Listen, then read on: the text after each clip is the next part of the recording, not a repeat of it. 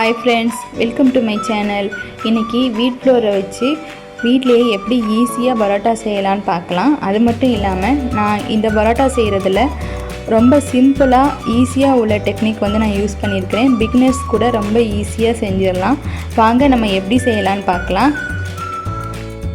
First ஒரு பாத்திரத்தில் 2 cup கோதுமை மாவும் அதுக்கு தேவையான அளவு உப்பு, அப்புறமா ஒரு அரை ஸ்பூன் அளவு ஆயில், எந்த ஆயில்னாலும் எடுத்துக்கலாம். நான் இன்றைக்கி சன்ஃப்ளவர் ஆயில் எடுத்து வச்சுருக்கேன். ரொம்ப ஆயில் ஊற்றக்கூடாது, அரை ஸ்பூன் மட்டும் போதும். ஆயில் உப்பு ரெண்டுமே எல்லா இடத்துலையும் சேர்கிற மாதிரி ஃபஸ்ட்டு நல்லா பெசரி விட்டு நல்லா எல்லா இடத்துலையும் கலந்து விட்டுக்கலாம்.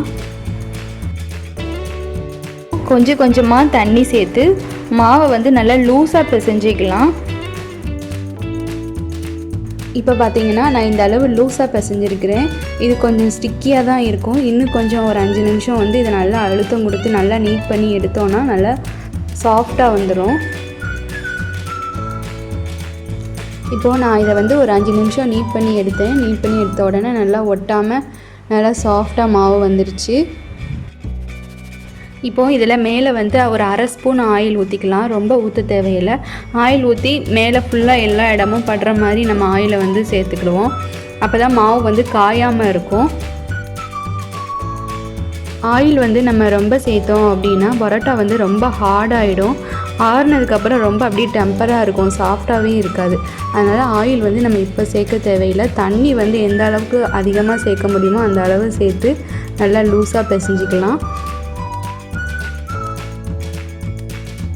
இது அப்படியே இருக்கட்டும். ஒரு 15 மினிட் இதை அப்படியே மூடி வச்சிடலாம்.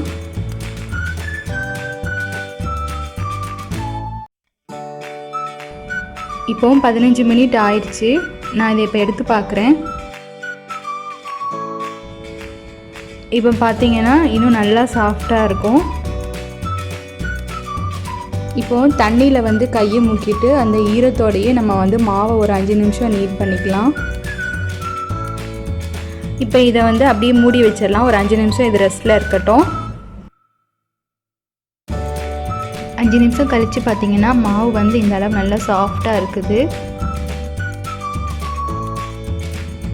இப்போது இந்த மாவை கொஞ்சம் பெரிய சைஸ் உருண்டைகளாக நம்ம பிடிச்சு வச்சுக்கலாம். இப்போ பார்த்தீங்கன்னா நான் எல்லா மாவையும் இந்த மாதிரி உருண்டையாக பிடிச்சி வச்சுட்டேன். நம்ம உருண்டைகளாக உருட்டி வச்சோம்ல, அதுலேருந்து ஒன்று எடுத்து நல்லா மெல்லிஸாக தேய்ச்சிக்கிறேன். நான் இப்போது எந்த அளவுக்கு விரிக்க முடியுமோ அந்த அளவுக்கு விரிச்சிக்கலாம். மெல்லிஸாக இருந்தால் தான் பரோட்டா நல்லா வரும். நல்லா மெல்லிஸாக விரித்ததுக்கப்புறமா இந்த நம்ம தேய்ச்சி வச்சுருந்தோம் இல்லை, அந்த இடத்துல எல்லா இடமும் படுற மாதிரி நல்லா ஆயில் சேர்த்துக்கலாம்.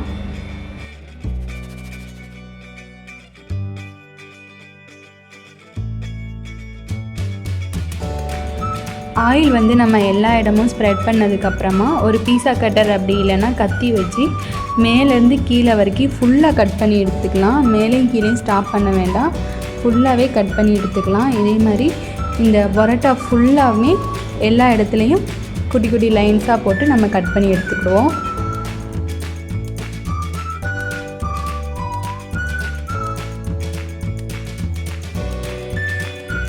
இந்த மாதிரி கட் பண்ணதுக்கப்புறமா ஒரு லேயர் எடுத்து நல்லா ரோல் பண்ணி அதை எடுத்து அடுத்து உள்ள லேயர் மேலே வச்சு நல்லா ரோல் பண்ணி எடுத்துக்கலாம். இந்த மாதிரி நம்ம கட் பண்ண எல்லா லேயர்ஸையும் ஒன்று மேலே ஒன்று வச்சு நம்ம ரோல் பண்ணி எடுத்துக்கலாம். இப்படி நம்ம ரோல் பண்ணி எடுத்துக்கிட்டோம் அப்படின்னா பர்ஃபெக்டாக லேயர் பரோட்டா நமக்கு கிடச்சிரும். இப்போது இது மேலே ஆயில் தடவி ஒரு 5லேருந்து 10 மினிட் வரைக்கும் இதை அப்படியே ஊற வச்சிடலாம். இதே மாதிரி ரிமைனிங் உள்ள எல்லாத்தையுமே நம்ம இந்த மாதிரி ரோல் பண்ணி வச்சுப்போம். இப்போது 5 நிமிஷம் ஆயிடுச்சு. இப்போ நம்ம இதை நல்லா விரித்து எடுத்துக்கலாம். இப்போது சப்பாத்தி கல் நல்லா சூடு பண்ணி நம்ம விரித்து வச்சோம்ல பரோட்டா, அது 2 பக்கமும் நல்லா வேக வச்சு நம்ம எடுத்துக்கலாம்.